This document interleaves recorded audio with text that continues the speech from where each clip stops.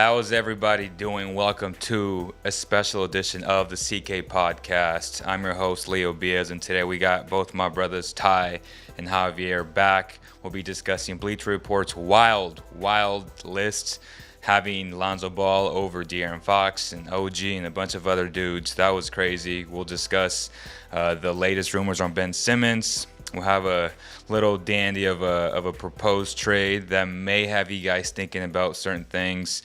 And then we'll discuss a little bit about John Wall and the Rockets working together in terms of finding a trade partner. I think it'll be difficult, but we'll see. You never know. All it takes is one GM to say, okay, I believe in John Wall. I think he's healthy, etc. And then at the end, we'll talk about the Raiders and the Niners. Both teams won, so good for them. First and foremost, though, I've been absent as of late. My grandpa passed away, and it's been tough, but I just want to thank every single one of you guys for supporting me, for sending an abundance of DMs, and just showing support, prayers, all that good stuff, man. I just really appreciate it from the bottom of my heart. I thank you guys so much. So without further ado, guys, let's get to the first topic. Bleacher Report came out with a wild, and I mean wild list today, and that list consists of Jason Tatum at number 1, Donovan Mitchell number 2. So there's no argument there for me. And it's Bam Adebayo at 3, Lonzo Ball at 4, John Collins at 5, De'Aaron Fox at 6, Jarrett Allen at 7, OG Anunoby at 8. So let's just stop there. Javier, first time you're hearing this, man. What's wrong with these people? Two things. First thing, I want to again express my condolences to you, brother. That I'm sorry for your loss, because I expressed that when we got the news. But I just want you to know I'm here for you 200%, and now we got to get back. And, sorry for your loss. Second thing with the list, I feel like a lot of it, because we're in the tail end of the off season, and people are just trying to get some interest because the intrigue of NBA offseason news is dwindling down. Outside of Ben Simmons, there's not a whole lot of interest rather with what they can write about. So they're going to write something that's going to be preposterous, and to have Lonzo Ball any way, shape, or form ranked higher than De'Aaron Fox is blasphemy. Lonzo Ball's on his third team, if not 14, for a reason. Third team. 13. Lakers, Pelicans, now the Bulls. It's not that he's a bad player, but the Kings have no rhyme or reason to say, De'Aaron Fox, you're going to be on your way out. He is the focal point of this nucleus.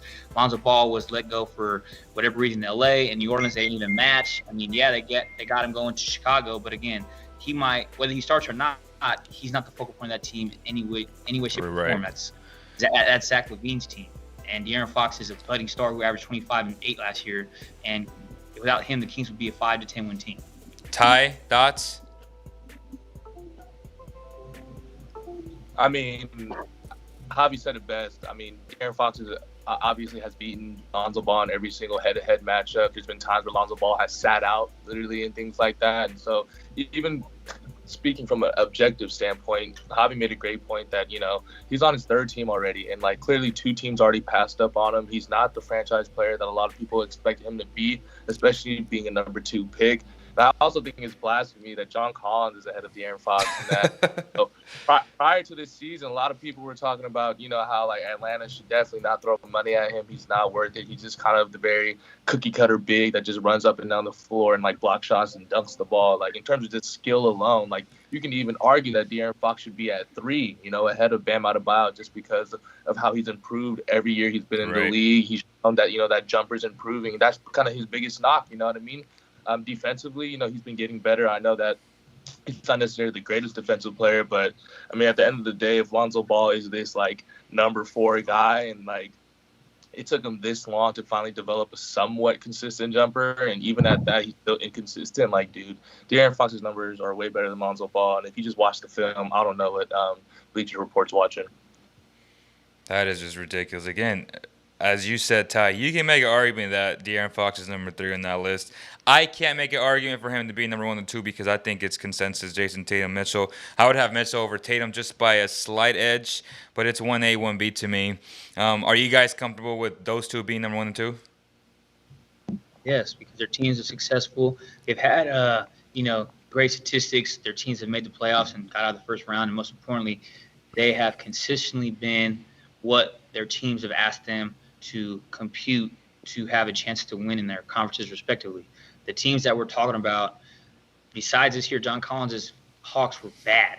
If you took Trae Young and the abundant of free agent signings that Schlenk signed for Atlanta to make the playoffs. It wasn't because John Collins had some resurgence, and then Lonzo Ball. I mean, Lakers never made the playoffs with him. New Orleans never got even close, and the Bulls, again, if they make the playoffs with Chicago, it's because of Zach LaVine and the center they got from Orlando with DeMar DeRozan. It isn't because Lonzo Ball's addition. Again, it's just the way it's because. This is a very cliche thing. It's because we're Sacramento. And that's okay, though, because until we win, the heads will still be out there. Like, the whole narrative, even just, we're probably getting this topic a little bit, but even the whole we have to give up De'Aaron Fox for Ben Simmons, the only way to land Ben Simmons, well, then you're going to be stuck with Simmons because there's no way in any world in this time that we're giving up a 25-point score for a man who's had his troubles as of late. That makes no sense. But, again, that's because the NBA is East Coast bias and doesn't really have a key insight on small market teams because they don't want to do their research. They just wanted to say what sounds fun.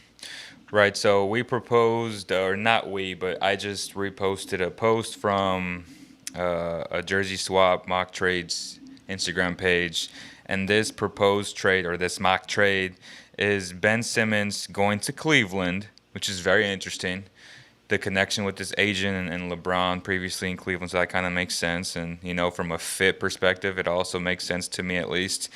Philadelphia would receive Colin Sexton, Buddy Hield, and a second-round pick from Cleveland.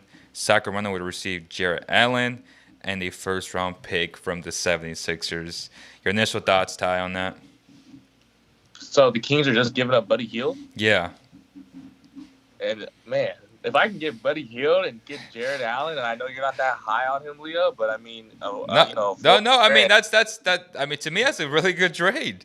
Yeah, if we can get Buddy Hield for honestly like anything like that's like just solid to me, but especially a guy that's Jarrett Allen that just signed a max contract and is so young and has so much potential. I mean, I've said it here on the podcast before that Rashawn Holmes is like my guy and I'll stick with him. But dude, at this point, Buddy Hield is almost not even in our lineup anymore, considering that we have Tyrese Halliburton and we just drafted Davion Mitchell, so we have a crowded backcourt. And so I mean, hey, if we can honestly get anything from him, like honestly. If we get anything a little bit less than Jarrett Allen, I'd be cool with that too. But dude, Jarrett Allen plus a second-round pick, I think that's an absolute steal, and that we'd be. Get your popcorn ready because Javi has some bombs to drop. We're talking about having a center be acquired when we have a litany of big men on this team. Whoa, let me talk. Go ahead. Let me talk. Okay, Buddy Hield, whether you have abundance of guard. There's not one guard on the team that shoots better than him. And I'm not saying that we need him, but to trade him for Jarrett, where's Jarrett Allen going to play? You can't have Allen and Holmes on the floor at the same time because neither of them can shoot. And to say, well, we just gave him a max contract. Why would we want to give him a max contract when we know dang well Tyrese is going to have to get max. Davion in 3 years is going to have to get max. And you're going to have De'Aaron and Jarrett Allen as your two max players. You sound like somebody who did not think this through at all, Ty.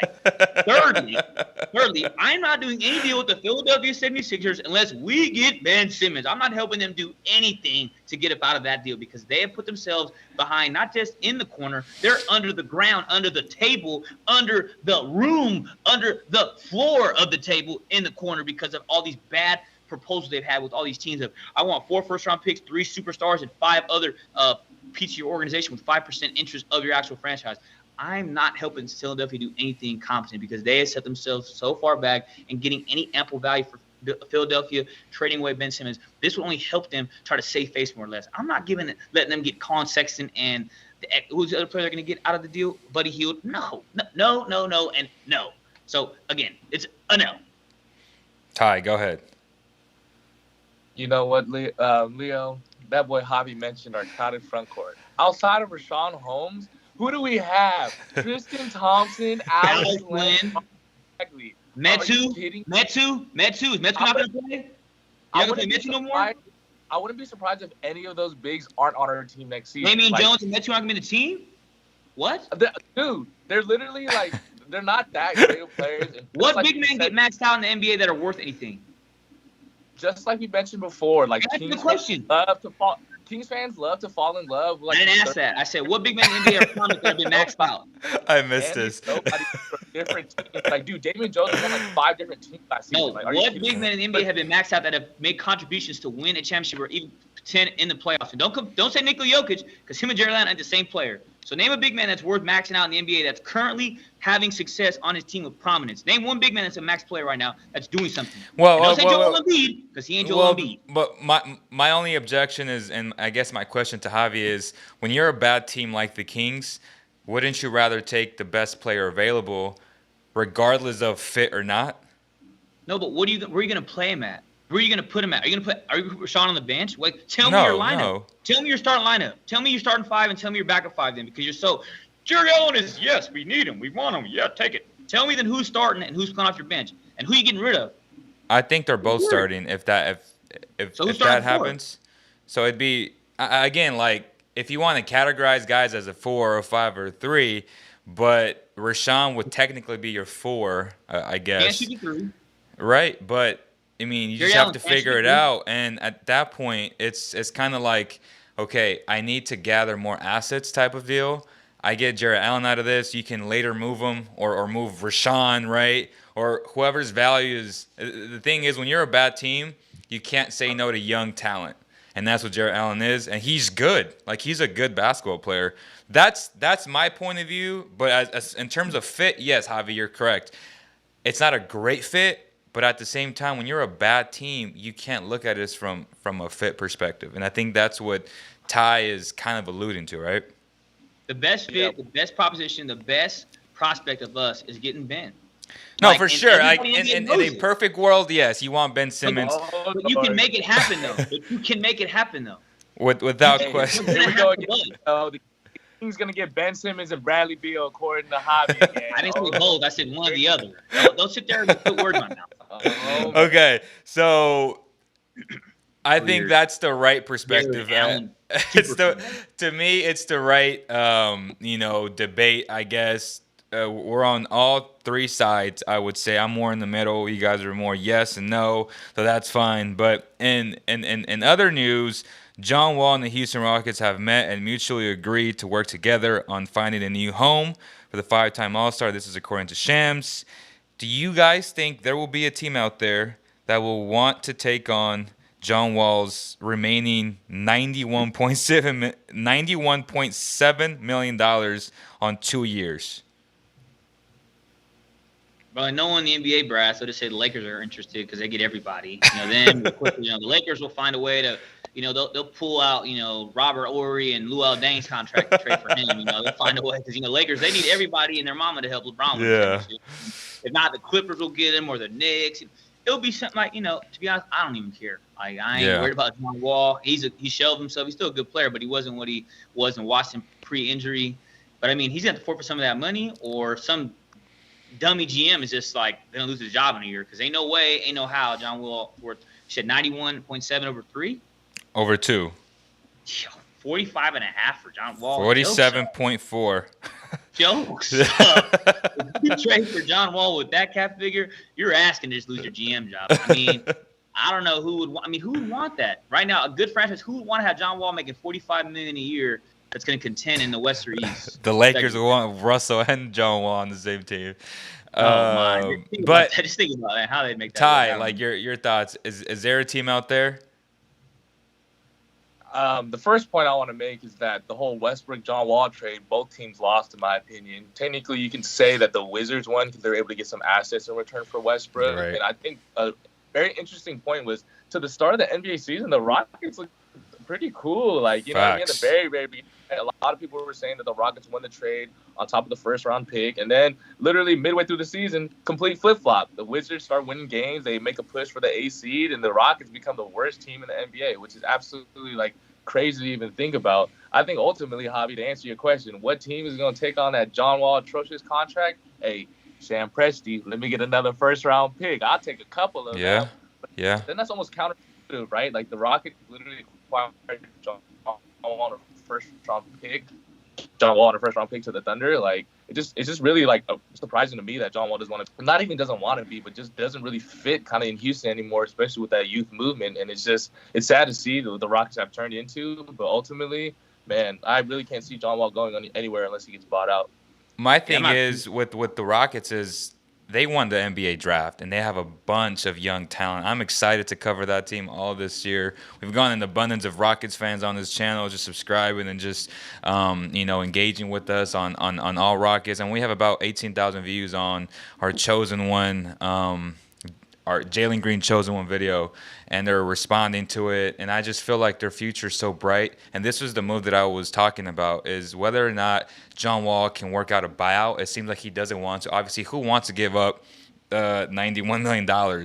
I completely understand that, but if there is a team that can just absorb that contract a lot, maybe the Thunder, but there's a sneaky team out there, man, that a lot of teams are thinking about, and that's the Spurs. Like, if there's anybody that can revive his career, is Greg Popovich, right? Because he still has a talent. Whether or not they want to absorb that type of contract, I don't know.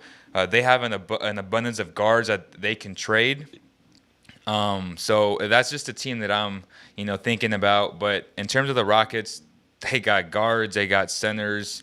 I'm excited to see what the Rockets will do this year. Obviously, I don't think they'll make the playoffs, but the following year, watch out for the Rockets. Any final thoughts, Javi, on that?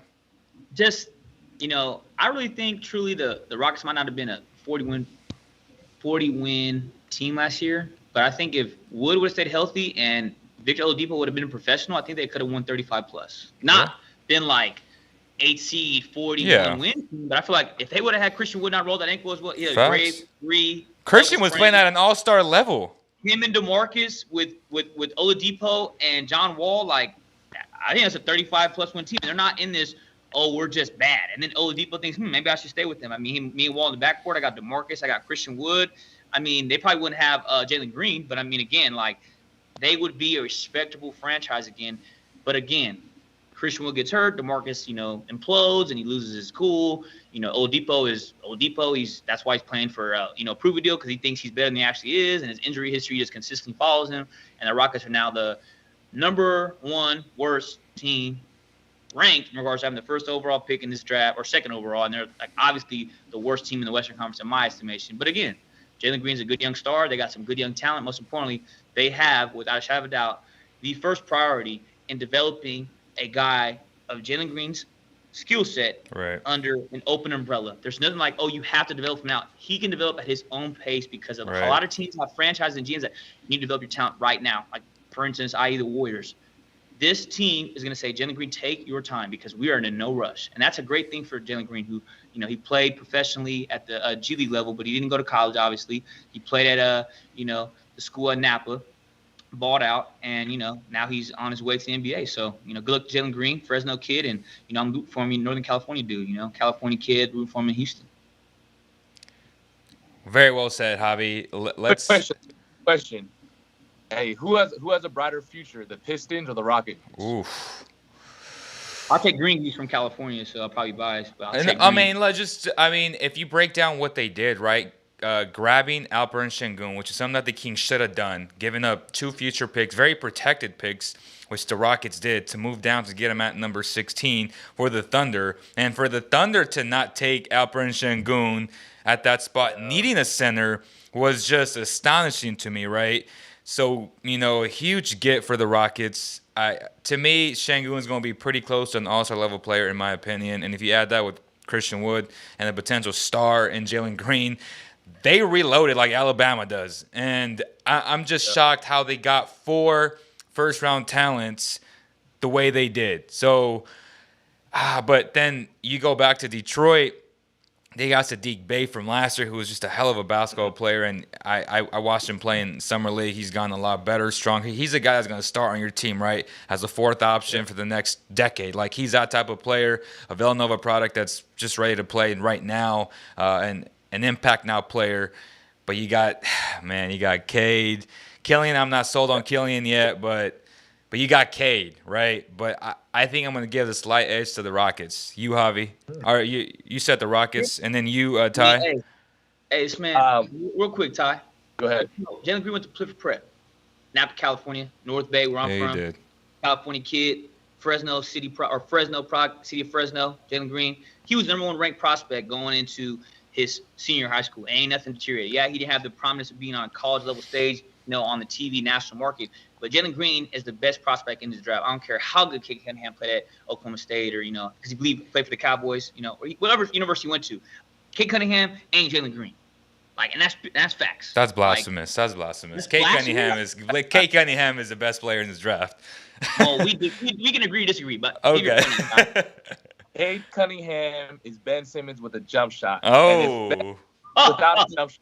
It's a multiple-time All-Star, All-NBA defensive team. Cade Cunningham is going to be the most transcendent player out of this draft. And as much as I love Jalen Green, I think he's going to be a high-volume scorer. He's going to require a lot of shots in order to score a lot of points. And hey, he's got the opportunity in Houston. I think Cade is someone who's going to make his teammates better. And hey, as much as I like the Rockets move this offseason, I think Cade Cunningham can just make the Pistons a team for the future. Are you a third-year junior at Cal Berkeley? Yeah. Yeah, we'll definitely rehash the conversation at your graduation. And Jalen Green was number 2 for a reason. Yeah, that's because the GM in Detroit's in need. But again, we'll rehash it at your graduation. That is interesting, man. I love it. And then Buddha Morris brought up a great point in the comment sections. He said that the Rockets are in better shape. Easy. Wood and Grant cancel each other out. I think both those players, though, Jeremy Grant and Christian Wood, again, you can make an argument that they both cancel each other out. They're very good basketball players, so we'll go with that. In other news, though, is the hype behind, and I want to touch on this before we touch on football because I know you guys got to go, but the Chicago Bulls, Javi, they made a lot of moves this year. Are they a serious contender in the Eastern Conference? Serious contender to compete, not serious contender to win the Eastern Conference. They're not going to beat Milwaukee. I don't think they'll beat Philadelphia. Brooklyn. Brooklyn is. Brooklyn is the Eastern Conference, super team. But after what Giannis did, I'm never going to count Giannis out anyway. Facts. But again, I'm still taking Brooklyn, Milwaukee, and then potentially Philadelphia over them until I see otherwise. If not just Lonzo, but if Levine and the center they got from Orlando, Vucevic and DeRozan can somehow, compute and come together to compartmentalize a team that can somehow beat that mega 3 in New York or Brooklyn, the Nets, and compare to what they have in, Giannis's home of Milwaukee, then maybe. But they're a good top 5, top 6 team. But I agree. What Giannis did, I'm never counting Giannis anything. And I hope, for our sake, that Philadelphia goes crashing down and burns, because that means we're getting Benito Simmons to Sacramento. All right, Ty. Are they a top 4 team, or to me they're a top 6 team? Yeah, I would probably agree with that top 6. I think I saw a very interesting take that has definitely shifted my perspective on the Chicago Bulls. And their take was that the Bulls and them acquiring DeMar DeRozan hurts Lonzo Ball's value a lot. Because Lonzo Ball in the open court, definitely playing alongside a guy like Zach LaVine, who's obviously a prime shooter and, can definitely run the floor. You add a guy like DeMar DeRozan, who the talent is there, but he's a low post guy that requires the ball in his hands. And Lonzo Ball is not going to be able to, facilitate and play his game and be able to find DeMar DeRozan for a 3 and, have him knock that down, because DeMar DeRozan has never been that great of a 3-point shooter. So I think ultimately, as much as, Bleacher Report loves Lonzo Ball, we're going to see this next season that, DeMar DeRozan and Zach LaVine are going to run that team. And it might really hinder how much Lonzo Ball can really contribute, considering that, he's more of a facilitator guy. And so when the Bulls kind of tackle DeMar DeRozan, I'm worried that if Lonzo Ball's shot's not falling, I can see a lot of games where he's averaging less than 10 points and less than, probably less than 7 assists. And definitely not living up to that number 4 slot from Bleacher Report, which was a joke. All right, let's end it on a quick rapid fire. Niners, Raiders, your thoughts, guys. Go ahead, Javi. Niners got some pressing holes. I like how they won, but again, that defense in the back end, prayers to my brother Jason Barrett. I played 4 years of high school football against him from the 707 North Bay, Fairfield Sassoon.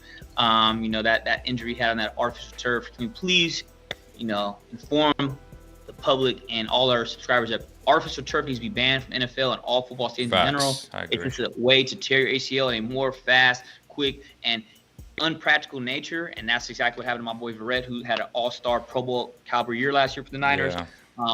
Outside of that, we Manny Mosley didn't dress. I think we need to go. We signed Josh Norman. I think we need to consider re-signing Richard Sherman, possibly getting Clint Diggs, free agent, off the Raiders practice squad, and moving Jimmy Ward to corner. Our offense looked good, but again, Mostert got hurt. But we have a plethora of running backs from Elijah Mitchell, Trey Sermon, Kyle Juszczyk. We have, number 30, Jeff Wilson Jr. coming back soon. We have Michael Hasty. Garoppolo looked all right, looked good, not bad, looked good, not bad, not great, looked good. And then, Brandon Ayuk's a question mark, but I'm more worried about that back in the secondary because when Detroit came back, they were killing us on the perimeter, going vertical, and our pass coverage looked more than subpar. Right.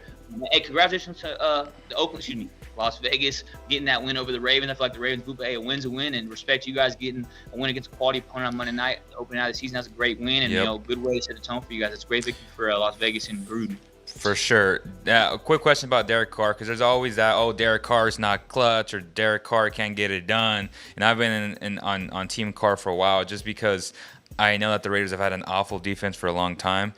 Did last night kind of prove to a lot of naysayers that Derek Carr has been actually really good and has always gotten the Raiders to that final stretch, but the defense has never been able to respond the way they did last night, where they got a key fumble after a mistake. That wasn't Carr's fault because that went off the receiver's hands.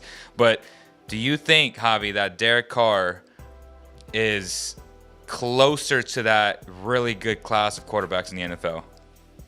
I still think, granted, the pick wasn't his fault, but the turnover at the end is still going to result in the stat line as he threw a pick. Yeah, sure. But again, if that wouldn't have happened, yeah, your conversation is more than prevalent to reality. I'm not saying he's not a really good quarterback. I just feel like he has to win a playoff game, or he has to win the division, or he has to do both. And until that happens, we can't, he has to. I mean, they won a playoff game with Derek Carr yet? No. They won one division? No, they lost that division because he got hurt at the end. And that wasn't his fault. But barring injury, or barring him, finishing in second and not making the playoffs. Does he have the talent, though? I think he has the capability, but does he have it in him? That's another question. I think he has the capability, but it's like, again, how we say De'Aaron Fox, he has the capability to be a superstar, but is he there yet? Okay. We don't know. That's fair. Same type of analogy, but different sport, but obviously I feel like similar situation. Go ahead, Ty. Thoughts on the Niners and the Raiders? I'll make mine short and sweet, just like Javi said. I mean, the Niners looked good until that secondary once again sold on us. I mean, it's ridiculous that we even were in a game that late, especially against the Detroit Lions. My God, not the Detroit Lions. But nonetheless, yeah, I think we did look really good. I think Jimmy G, although he was able to get the job done, it does kind of concern me. And it reminds me as a Niners fan, it's like, dude, Jimmy G, he's just kind of like that cookie cutter quarterback that, he's not going to really evade the pocket and do that extra thing to make that play, And so that's why I'm very glad that we have a guy like Trey Lance on the bench. And I've said it before, hopefully we can have another one of those runs that, Jimmy G's our Alex Smith and then Trey Lance is our Colin Kaepernick. I'm really glad to see a lot of our guys on the bench be able to, see time. Nick Bosa looked good out there. Although shout out to Penei Sewell, he did a good job on him. And, just kind of like our overall team. And then to the Raiders, man, that might have been the most stupid game I've ever seen in my damn life. I'm not even a Raiders fan, but to see you guys have to go through that it must be so frustrating. Oh my God, it was turnover, then the ball's back, and all of a sudden, Brian Edwards at the 1 yard line is absolutely ridiculous. I think ultimately with that Raiders team, although Darren Waller is a great player, I don't know if I love, from a Raiders fan perspective, the 19 targets, just because it's like, man, what kind of game script is there moving forward? You know what I mean? I would definitely like to see the emergence of Brian Edwards and see more targets from him. I think Henry Ruggs still hasn't lived up to the hype of the first-round pick that we can definitely see him be a deep threat. And then with Derek Carr, I hear you, Leo, that, he is very underrated in that sense, and that he hasn't necessarily been put in the right positions, whether it's his team, whether it's the scheme. But ultimately, we're going to see this year. I mean, to start off, 2021, especially at the Raiders' new stadium, and come off a win like that, I think the future definitely could look bright for the Raiders. Unfortunately, it's just that division is tough. That's a tough division to win. You know what I mean? So hoping for the best for the Raiders, but man, that must have been the dumbest game I've seen in my life. How they won that? That was exciting, man. I'm gonna let you guys go, and I know you guys have to go. It was a huge present for my 2-year anniversary. I've been married for 2 years now, and to me, that was a great win, exciting win. The Raiders always keep you on the heels, man, just like the Kings do. Again, appreciate everybody for all the wishes and the prayers, man. Thank you guys, both of you, man. It's been fun. Let's do it again soon. And great job, Ty, on your Devin Booker video. It's starting to gain traction now. So we'll see you guys on the next one, man. Thank you guys so much. That's the part about Henry Ruggs and Lance. We'll make you dance. There you go, Lance. All right, y'all. Be good.